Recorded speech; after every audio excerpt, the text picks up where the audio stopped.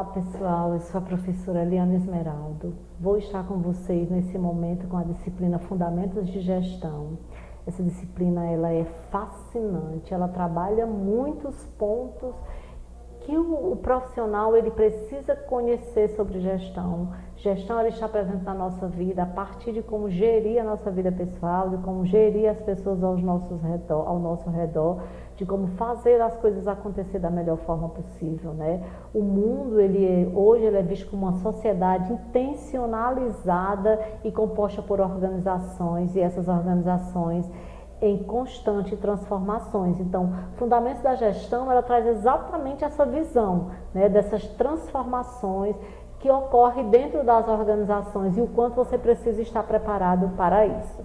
Então, o objetivo geral dessa disciplina é compreender todo o administrativo, o modo integrativo, sistêmico, estratégico, bem como as suas relações com o ambiente externo, mas também diferenciar as principais escolas de abordagem da administração. Conhecer gestão ou todo o fundamento da gestão, você precisa fazer uma retrospectiva de como surgiu a administração, quais foram os primórdios da administração, como eles fizeram a história da administração e como hoje a administração ela ainda segue em risca os seus modelos históricos, né? De como foi descoberta, de como se conseguiu organizar e de como nós percebemos as transformações que ocorrem em cima das organizações.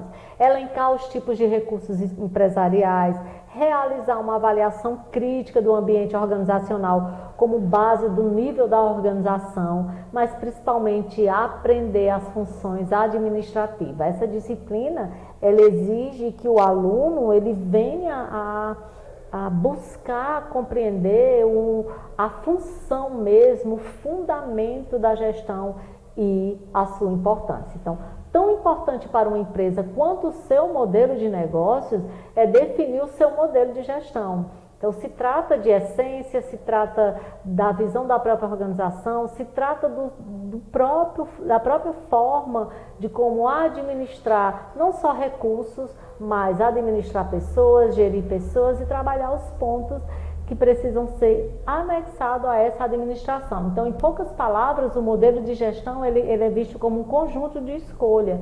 É a forma de como você, enquanto empreendedor, escolhe como reagir a todas essas transformações e entender que essas transformações estão aí e que você precisa acompanhar, você precisa estar evoluindo junto com ela. Então, o que vai acontecer dentro dessa disciplina é o aluno ou o próprio empreendedor ou as pessoas nessa evolução aprender a adotar o modelo mais eficaz para que dentro desse modelo você consiga investir dentro de uma assertividade dos seus resultados e ficar mais fácil localizar eventuais gargalos, ou seja, eventuais problemas dentro da organização e através desses gargalos aprender com eles, trazendo as principais soluções para esses gargalos. Isso acontece de forma cotidiana. No meio corporativo, esses gargalos aparecem com muita facilidade,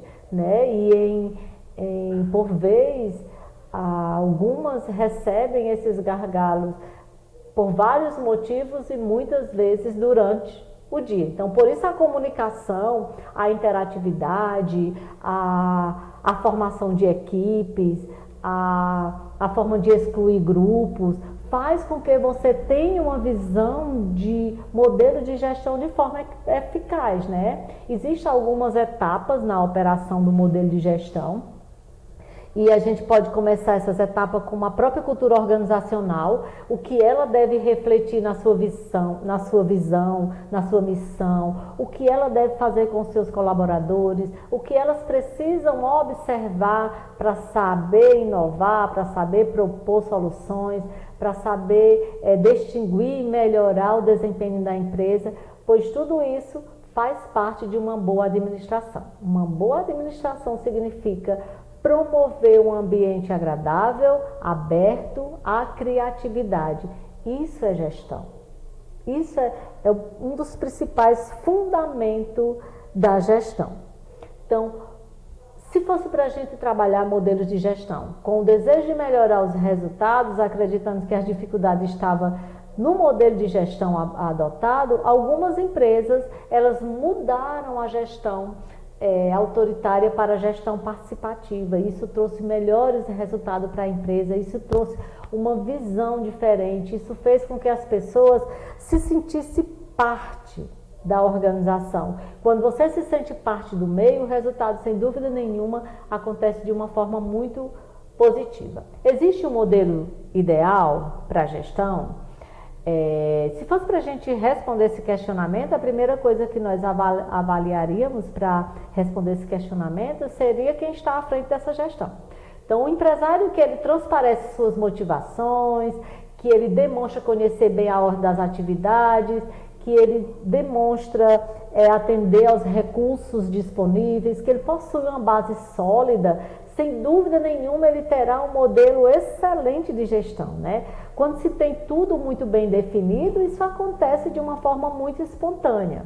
Se eu fosse conceituar, fazer uma conceituação de administração alinhada a modelo de gestão, eu iria tratar uma visão dos primórdios, onde todo o resultado histórico da administração, ela possui uma contribuição cumulativa diante da evolução, né? Diante das transformações que estão acontecendo. Então, os numerosos percussores filosóficos, físicos, economistas, estadistas, os empresários, no decorrer do tempo, foram cada qual no seu campo de atividade desenvolvendo e divulgando as suas obras e teorias. Essas obras e teorias, ela é vista como uma forma de pesquisar. Os primórdios da administração, eles iniciaram toda a descoberta de como organizar uma empresa através de pesquisas e pesquisas científicas. Então, ele sempre vai ter a visão da administração descentralizada por suas funções administrativas. E essas funções, elas pedem para que você tenha uma visão de planejamento, de organização, de direção e de controle. Isso tudo significa administração. Então, a história da humanidade, ela veio se desenvolver através dessas pesquisas, né? Através de como o empreendedor, ele deveria se destacar no mercado de trabalho. Então, somente a partir do século XX é que ela surgiu e apresentou um desenvolvimento notável e inovador. Hoje, a sociedade ela é composta por organizações onde a maior parte das obrigações sociais, tipo a produção, os bens ou o serviço em geral, é de responsabilidade das organizações. Então, indústria, escolas, hospitais, comércios, comunicações, serviços públicos, enfim, tudo isso precisa de administração. Tudo isso precisa de pessoas competentes para saber exatamente o que nós acabamos de citar, planejar, organizar, dirigir e controlar esses fatores. Então, dentro dessa visão dos antecedentes históricos, houve uma influência filosófica e científica. Desde o tempo da antiguidade, os filósofos, eles começaram a contribuir para a administração, né? Sócrates é um dos que mais se destaca dentro do que seria a administração. Ele trata a administração e ele descobre a administração como uma habilidade pessoal separada do conhecimento técnico e da experiência. Cada um tem uma forma de administrar. Administrar a sua vida, administrar as pessoas aos seus redores, administrar suas finanças, enfim. Cada um tem o seu estilo próprio de administrar. Quando eu estou dentro do meu corporativo, essa minha forma de administrar precisa ser uma forma envolvente, né? Platão, discípulo de Sócrates, ele contribuiu para o aperfeiçoamento dessa administração. Dentro dela uma visão da administração pública. O que seria essa administração pública, né? E esse modelo da administração privada, ela foi tirada dentro da administração pública. Por sinal, se comprova que se esse modelo na administração privada dá mais certo do que dentro da administração pública, já que o modelo é o mesmo, não se seguem dentro da administração pública o que está detalhado no seu planejamento. Então, com a invenção da máquina, ficou muito claro e apresentado por James que a sua aplicação na produção evoluiu muito, uma nova concepção do trabalho modificou-se completamente a estrutura social e comercial da época, principalmente provocando rápidas mudanças na ordem econômica, principalmente na ordem social. Então, houve sim um lapso de um século, onde foram maiores do que as mudanças havidas em todo o milênio anterior. E se fosse para a gente fazer uma comparação hoje, diante do que nós estamos vivendo, onde nós vivemos um mundo onde tudo se resolve através da tecnologia. Então é imensurável essa evolução, né? Esse desenvolvimento, essa transformação. Então é algo que nós precisamos estar atento para acompanhar, principalmente acompanhar as influências que foram tiradas dos pioneiros e empreendedores. Mudanças no mercado, vendedores para mercados compradores, aumento da capacidade do investimento, tudo que está dentro da elevação dos níveis do ponto de equilíbrio, ele traz um ritmo de mudança tecnológica e que, se você não acompanhar, você vai se tornar totalmente obsoleto. Obsoleto em tudo, no seu serviço, no seu produto, tudo que reduz drasticamente o seu custo de produção, tudo que está relacionado ao crescimento do negócio e da sua empresa. Todos esses fatores iriam completar as condições dentro dessas influências dos pioneiros e empreendedores. Por quê? Tudo isso trabalha para a melhoria da prática empresarial. E essa melhoria da prática empresarial nós chamamos de surgimento da teoria administrativa.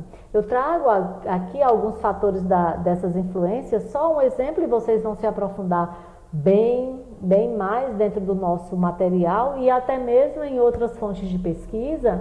E o exemplo desses pioneiros é o que aconteceu com Ford, né? Henry Ford, ele traz os princípios de Ford, ou seja, princípios de intensificação, onde Ford, através de pesquisa, ele consegue diminuir o tempo da produção e principalmente a colocação no mercado, os princípios da economicidade, que é trabalhar o mínimo de matéria-prima em transformação, economizar o máximo que puder na matéria-prima, o princípio da produtividade, que aumenta a capacidade de produção do homem, ganha mais o empresário e obtém maior produção. Tudo isso foi retirado da influência dos primórdios, dos pioneiros. É ou não utilizado dentro da administração até hoje? Qual a razão do administrador? Qual o principal fundamento da gestão na administração? Se não for reduzir o máximo o custo e aumentar muito mais o ganho, né? Sempre buscar, né, aumentar esse ganho. Todo o fundamento de uma boa gestão é trazer lucro para as empresas. Então, dentro desse, ainda na visão das influências, eu vou citar aqui só com um resumo, e vocês também se aprofundarão, tem Peter Drucker. Peter Drucker chamava a administração de inovação mais importante do século XX. O elogio se justifica, porque técnicas para trocar empresas grandes, criadas por homens como Alfred, e refinadas em dados de faculdade de administração, de elite, ajudaram a embalar um século de prosperidade global sem precedente. Ou seja, essa grande inovação no século XX conseguirá sobreviver e vingar até o século XXI. Ele sempre fazia esse questionamento, mas nós percebemos que isso foi além. Essas transformações, essas evoluções, elas estão acontecendo de uma forma até imensurável. As razões para isso são claras. Todas as corporações, elas estão buscando trabalhar a questão da burocracia, que a burocracia, gente, se você for definir de forma correta a burocracia, isso não significa gargalo, problema não. Isso não significa você trazer dificuldade, muito pelo contrário. Gestores burocráticos, eles têm uma tendência de se perpetuar, de se organizar melhor, de se detalhar as coisas, de fazer as coisas acontecer, já se prevenindo para um possível erro, fontes de uma decisão mal tomada, né? E eles já estão preparados para reverter isso aí. Então, elas são resistentes, elas conseguem, mesmo que elas estejam tendo uma visão de resistência às mudanças, elas conseguem se organizar. Então, elas foram criadas e estruturadas para consolidar as forças do mercado, né? Mas também para substituir, até resistir ao mercado quando esse mercado lhe trouxer uma dificuldade e isso lhe levar a uma possível visão de falência. Eles sempre vão estar trabalhando esses pontos. Diante desse momento, eu vou apresentar, né, para vocês um pouco da evolução da teoria administrativa, de uma forma resumida, mas de uma forma detalhada no nosso conteúdo. Traz a teoria clássica e teoria científica. A administração científica, ela é responsável pelas exploração, na verdade, dos empregados. A administração científica, ela faz o uso da exploração dos funcionários em prol dos seus interesses, né? Ela visa não olhar para o ser humano, mas olhar apenas para o lucro, apenas lucros. E isso precisa ser... Hoje, as mudanças aconteceram de forma muito visível, né? Entre o que ocorre com a valorização das pessoas e o que ocorre com a visão do lucro. Então, a prioridade nesse momento era atribuída aos aspectos intangíveis e não ao tempo e não à pessoa, né? Aí começaram a ter uma visão do fim do autoritarismo. Esse fim do autoritarismo está dentro da evolução da teoria administrativa vista por Taylor. Taylor, ele observou que os operários aprendiam os seus ofícios olhando o que o outro fazia. Então, esse companheirismo, essa visão de equipe, ela precisaria acontecer, ela precisaria estar presente dentro do meio corporativo. Então, a partir daí, Taylor começou a perceber que a produção já não era uniforme, então a produção passou a ser criada e analisada pela ORT, que é a Organização Racional do Trabalho, onde se observa as pessoas e a sua identificação por aquilo que está fazendo.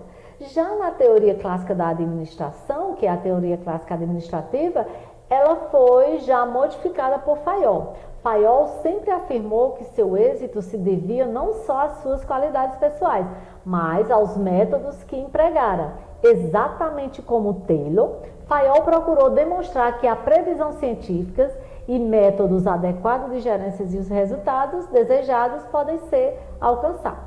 Mas para isso, houve sim uma visão crítica relativa à influência negativa nos conceitos de Taylor e Fayol.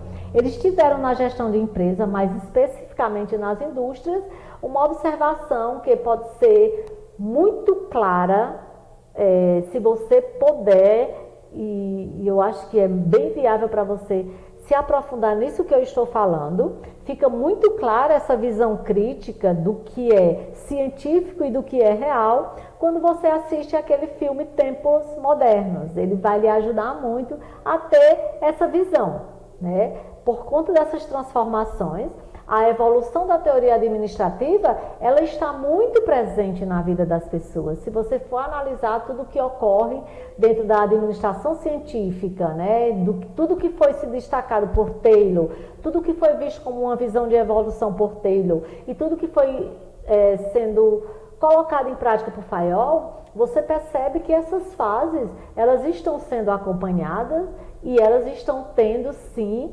uma evolução muito grande, que é a questão dos termos mais utilizados dentro da administração científica: organização racional, divisão de tarefas, simplificação, especialização, tempos e movimentos, a valorização das pessoas. Então, a administração científica, ela tem sendo vista como uma evolução constante.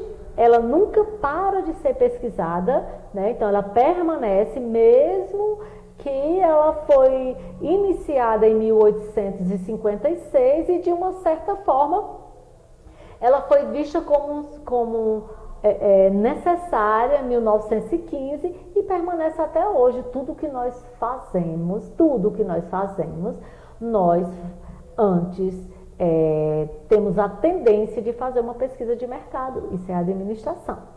Então, princípios gerais da administração científica, ela está muito clara que houve uma seleção científica do trabalhador. Essa tarefa seria mais compatível, com mais aptidão, buscando maestria através de muito treino, que hoje nós chamamos de treinamento, desenvolvimento, onde se estuda o tempo padrão, tudo que o trabalhador faz no desenvolver dele, na forma de produzir, no seu comportamento, no que traz a produção padrão, tudo que é estabelecido pela gerência, pelo seu próprio gestor, pelo fato do ser humano ser naturalmente uma pessoa sem atitude, o gestor é responsável por fazer isso acontecer, fazer com que ele tenha um comportamento atual, ou seja, que ele consiga resolver as coisas sem muita espera. Nós estamos vivendo uma era de imediatismo e tudo que se estudou antes, hoje precisa ser modificado. Nós tínhamos uma visão que o ser humano era totalmente,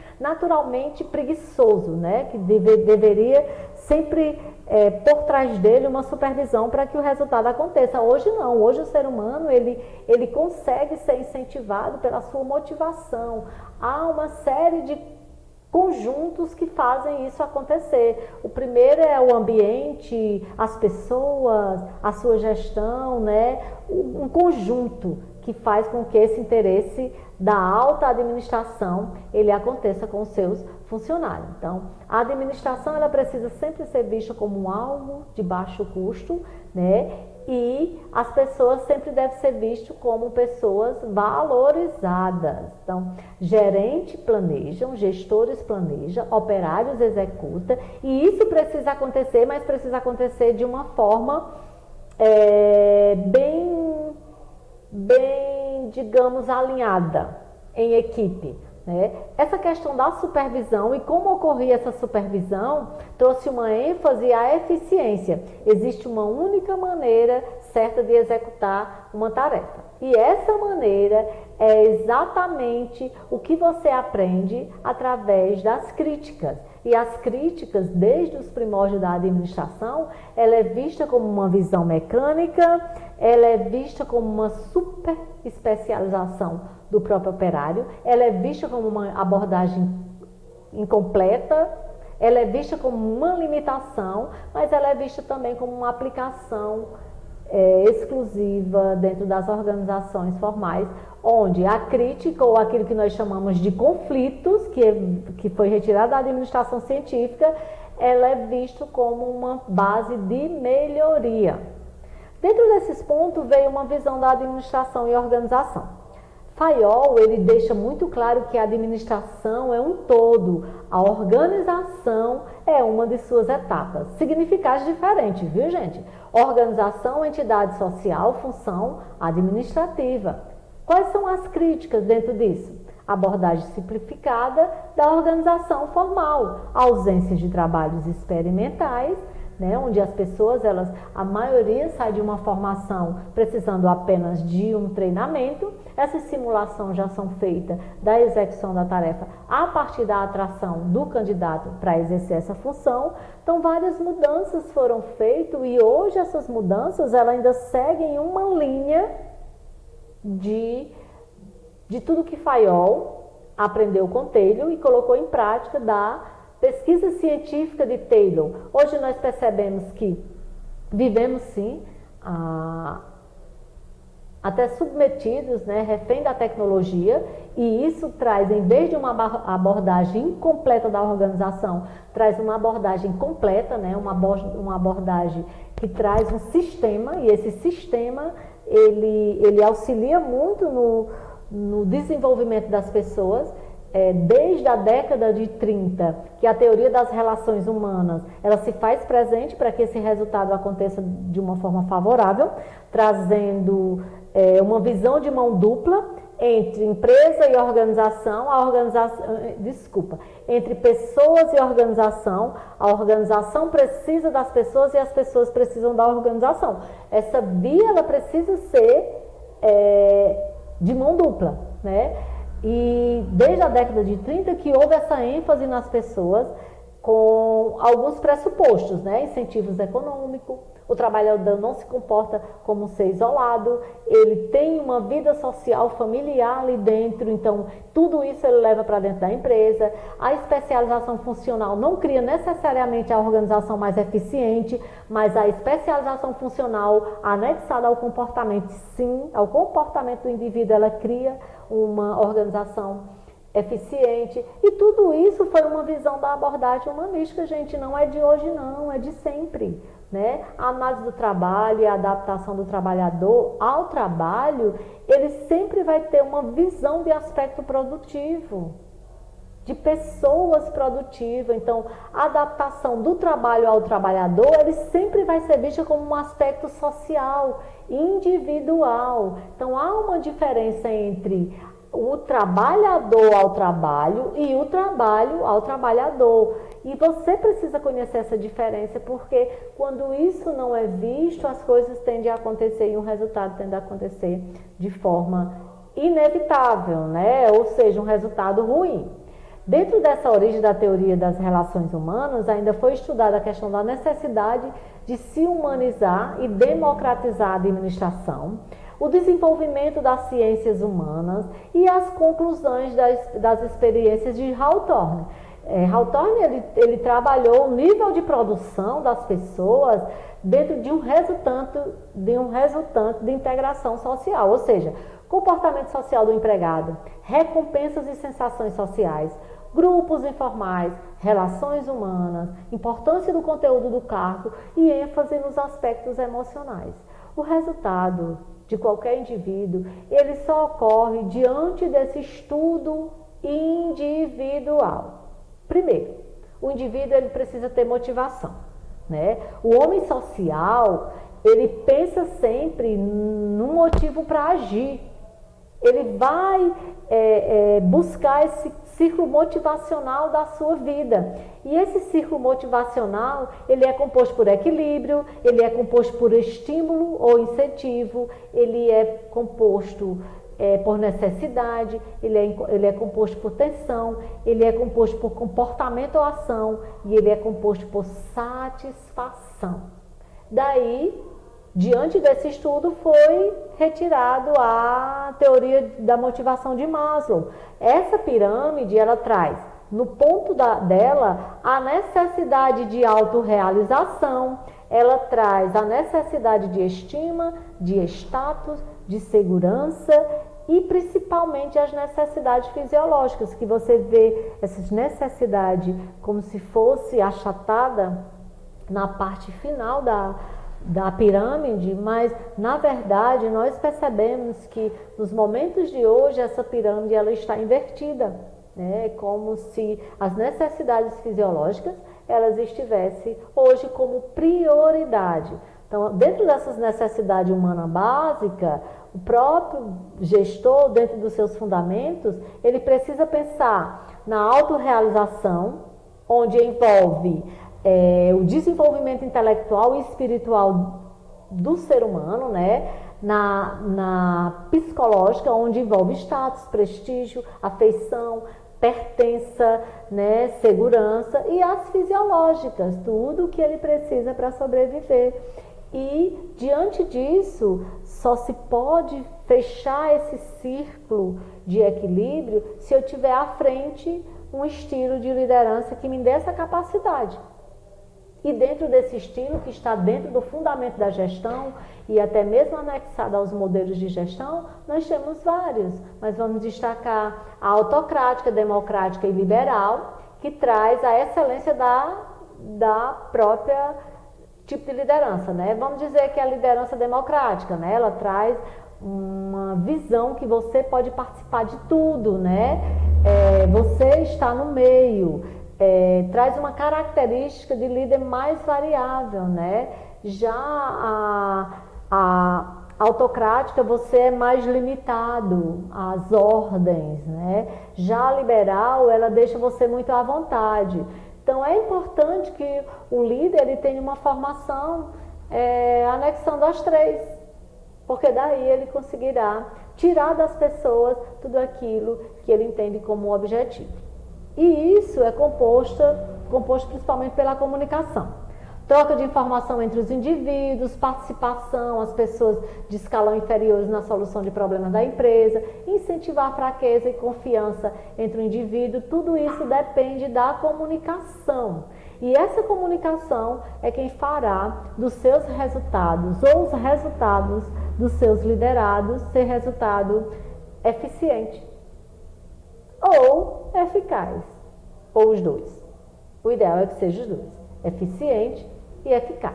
O indivíduo ele precisa começar a entender que ele precisa de estar alinhado aos dois. A eficiência ela sempre vai ter uma visão no ênfase nos meios, fazer corretamente as coisas, resolver problemas, salvaguardar os recursos, cumprir tarefas e obrigações, manter as máquinas, presença nos templos, enfim. Já a eficácia, ela vai ter ênfase nos resultados, sempre vai precisar melhorar, fazer as coisas corretas, atingir os objetivos, otimizar a utilização dos recursos, obter resultados. Então, eu preciso estar sempre dentro dos dois, alinhado aos dois.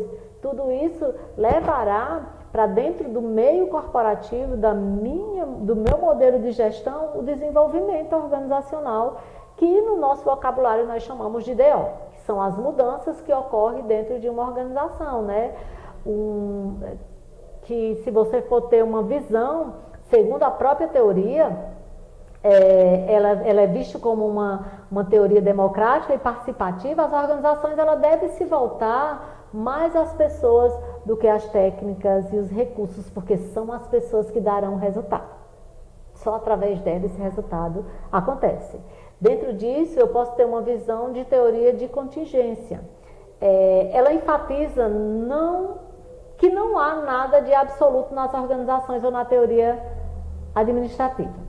Tudo é relativo.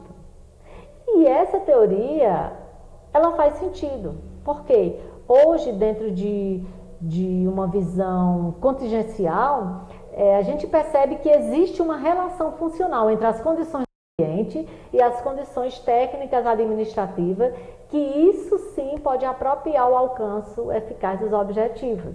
Ou seja, pessoal, as interferências, então, a visão é correta sim, né? A burocrática, essa teoria, ela traz algumas origens, ela desenvolveu dentro da administração, mas ela traz dentro da primeira origem a fragilidade e a parcialidade, tanto da teoria clássica como da teoria das relações humanas.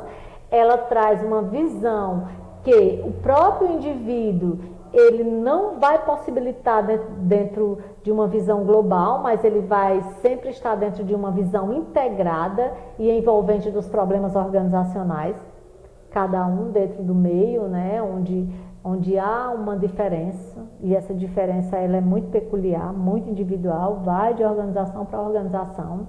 Tem a teoria, dentro da visão da teoria burocrática ainda, a questão de propor um modelo de organização em cima dos administradores, mas tentar aplicar na prática em suas empresas. A partir daí surgiu essa visão burocrática da administração, né? E uma das principais que hoje, até hoje, é muito bem analisado e colocado como central na análise, que é a teoria comportamentalista, né? Que é onde, através desse fator, se analisa todo o fator motivacional, né? Os conflitos entre os indivíduos e a organização, a função de administrar esses conflitos, né? A ter uma visão de objetivo comum, trabalhar as organizações com os objetivos individuais também, cada um tem os seus, mas contanto que esses seus não interfiram no comum, que é o resultado e o lucro da organização. Então, a teoria comportamentalista, ela trabalha os fatores motivacionais. Esses fatores é a questão do trabalho e rotina, autorrealização, reconhecimento, prestígio, progresso na carreira, responsabilidade, onde nós tudo isso envolvemos a questão do plano de cargos e carreiras. E os fatores que dão qualidade de vida no trabalho, que é condições de trabalho, a própria administração, relações com as pessoas, né? Benefícios e serviços sociais, ou seja, salários. Tudo isso voltado para o desenvolvimento organizacional. Digamos que nesse desenvolvimento nós chegamos na ênfase da tecnologia, tudo que ocorre nas mudanças organizacionais planejadas. A tecnologia exige que você mude a estrutura, acompanhe a tecnologia, haja essas mudanças, muda as tarefas, produtos, serviços, muda a visão do cliente e até a mudança cultural, que isso não ocorria por vários e vários anos. Uma vez uma cultura criada por uma empresa, essa cultura ia até ao fim dela. Hoje não. Para ela se manter no mercado, ela precisa ir modificando, se atualizando até na sua própria cultura. Isso nós chamamos, dentro do novo modelo da Fundamentos de Gestão, modelo de gestão empresarial. A gestão empresarial ela é um modelo de trabalho orientado por políticas de valores, mas essas políticas elas têm uma visão capaz de planejar, de alocar, de gerir recursos, ações, iniciativas, princípios, valores e principalmente as estratégias procurando viabilizar o negócio, o alcance dos objetivos, o crescimento dessa empresa, inspirar-se em modelos que dão certos. Então, é um grande desafio para o gestor no cenário da gestão empresarial. O dia a dia desse gestor envolve atualmente diferentes entradas de uma realidade complexa, ou seja, tudo quanto é relacionado a essa realidade, os processos de negócios, as situações que carregam cada vez maior dentro de uma variável, dentro dessas mudanças, o processo decisório, tudo isso é chamado de desafios enfrentados pelos gestores, né? E esses desafios estão no seu cotidiano, são diários. Nesse ambiente, a diferença entre o sucesso e o fracasso, entre o lucro e a falência, entre o bom e o mau desempenho, está no melhor uso desses recursos disponíveis, de como você está evoluindo para atingir os seus objetivos, aquilo que está focado nos seus objetivos. Em relação a tudo, gente. Em relação à aplicação deles, em relação ao financeiro, em relação às informações que você tem, em relação à comunicação, em relação a tudo. Tudo isso chamando de planejamento estratégico. É o planejamento estratégico que pensa onde você está e onde você quer chegar, presente e futuro, né? É a partir daí que você pensa. Diante dos acontecimentos, nós percebemos que hoje a empresa ela tem sim uma evolução holística, ou uma visão holística. Por quê? Porque ela sempre vai estar tendo ênfase na competitividade, o que acontece no mercado e o que ela precisa fazer para alcançar esse mercado. Então, o meio ambiente, rápidas transformações, volumes de conhecimento, as características vista global sem limites, baseada em valores, fim de associações com interesses diversos, fim de estruturas com cargos feudos, que não existe donos de seções e sim equipes, e concorrência dentro de um preço que precisa ser substituído como parceiros, parceiros do mesmo negócio. Então, a gestão empresarial estratégica ela é vista como uma ferramenta para alavancar esses novos mercados. Ou seja, a utilização de modelos de gestão estratégica ela leva a empresa a realizar um diagnóstico empresarial. Podemos chamar isso de pesquisa de mercado ou modelo de gestão por competência.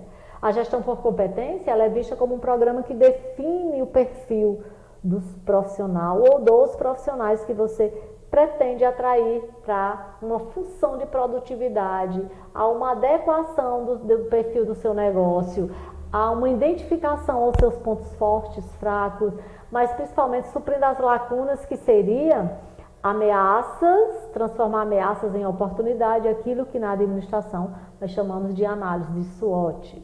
Então, o principal objetivo de conseguir mesmo essa gestão empresarial estratégica como ferramenta para você alcançar o seu crescimento no mercado, é você trabalhar com pesquisa, que nós chamamos também de consultoria, consultar o mercado, avaliar os controles existentes, determinar quais são os seus objetivos, alinhar as pessoas a esses objetivos, ou seja, trabalhar todas essas tempestades de ideias de uma forma geral, envolvendo as pessoas na qual está inserida ali no seu meio.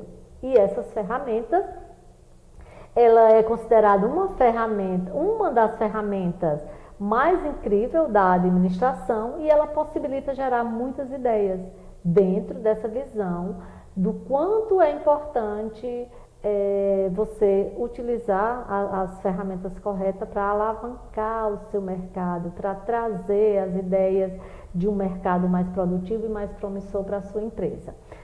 Muitas vezes as ideias para resolver os problemas saem das pessoas que ali estão, que sabem o que ocorre dentro do meio. Não precisa ser do próprio empresário, não precisa ser do dono, do diretor, não, pode ser de quem está na linha de frente. Essa pessoa conhece realmente quais são as dificuldades e necessidades do mercado.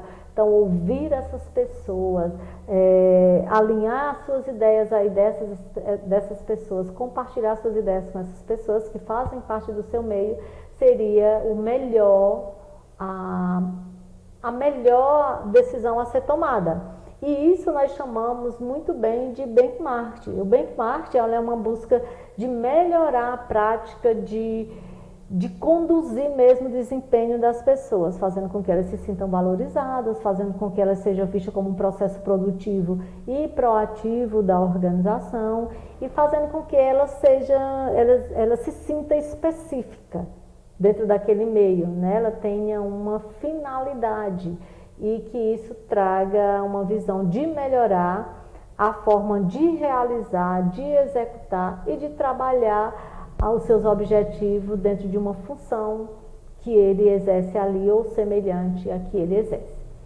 E para isso, para que você consiga esse objetivo, você precisa trabalhar numa formação de equipes de alto desempenho.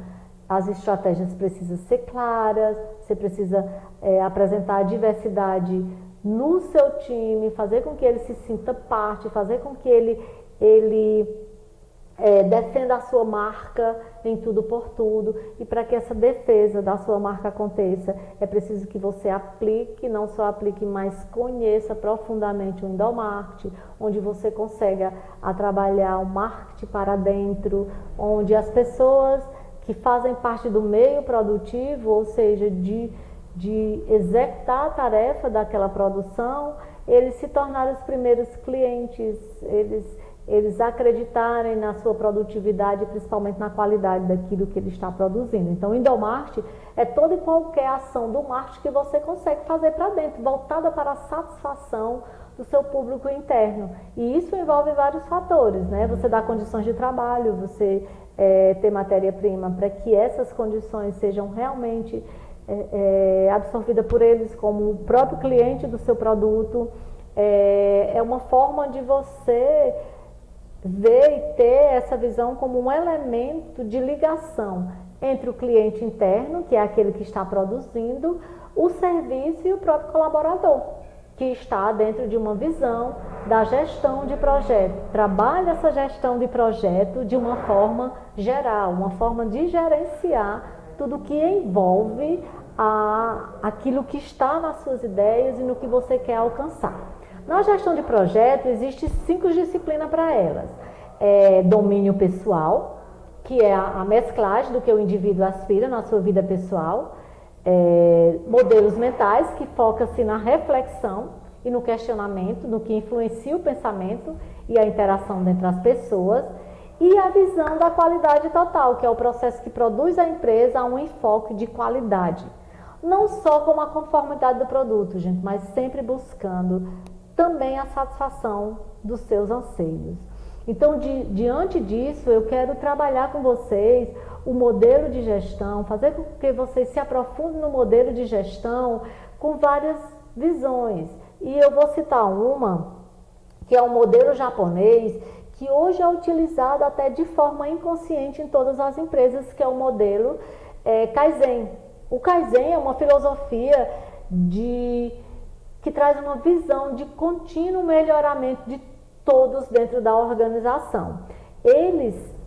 O modelo do método Kaizen é chamado fenômeno de uma globalização dentro da qualidade, daquilo que ele pretende pôr no mercado. Mas o método Kaizen, ele sempre vai trabalhar com um ciclo de qualidade, e esse ciclo de qualidade só vai apresentar e acontecer num produto ou num serviço se esse indivíduo ele estiver tendo uma visão de organização dele próprio de uma forma geral. O método Kaizen, ele ajuda o indivíduo a se organizar desde a sua vida pessoal para chegar da sua vida pessoal à sua vida profissional. Então, esse ciclo de qualidade que nós chamamos como método japonês, de retirada do método Kaizen, traz a solução para esses desafios, né, que nós chamamos de CCQS, que é o ciclo de controle de qualidade.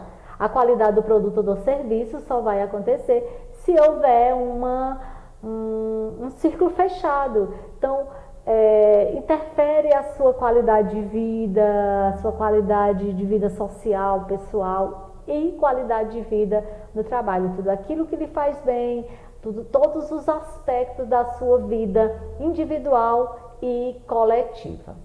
Diante disso, tendo uma visão de modelo de gestão, de fundamentos da gestão, não podemos esquecer da responsabilidade social, porque ela é uma forma de conduzir os negócios da empresa de tal maneira que a torna parceria e corresponsável do desenvolvimento social. Ela é muito bem vista, ela trabalha como uma visão de vantagem competitiva, porque ela vai ser vista pelo mercado, pela população, pela sociedade e por todos aqueles que estão próximo deles, do meio corporativo.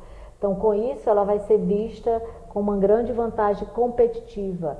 E Potter, ele demonstrou que as empresas bem-sucedidas, elas obedecem padrões definidos de comportamento e pode ser resumido em 3 estratégias genéricas de vantagens competitivas, e essas estratégias, elas são vistas pelos próprios concorrentes: foco, custo e diferenciação. Isso fará uma grande diferença no seu modelo de gestão e trará para você um fundamento correto do que seria gestão. Então, gente, eu peço que vocês se aprofundem nesse material. Eu peço que vocês pesquisem sobre fundamentos de gestão e o quanto ela está presente na nossa vida. Se aprofundem nos primórdios da administração e o quanto nós obedecemos exatamente aquilo que foi apresentado através da administração científica, da administração comportamentalista, relações humanas, da administração na fase das relações humanas. Tudo isso está presente no fundamento de como gerir melhor esse meio corporativo e toda uma vida, né, profissional, pessoal, enfim. Se aprofundem para serem excelentes profissionais, porque é isso que o mercado precisa, de pessoas competentes e de pessoas com habilidade específica para aquilo que tem mais carência no mercado. Então fiquem bem, se cuidem e até nosso próximo encontro, nossa próxima disciplina, que isso vai acontecer em breve, se Deus quiser. Grande abraço e até mais. Bom dia a vocês.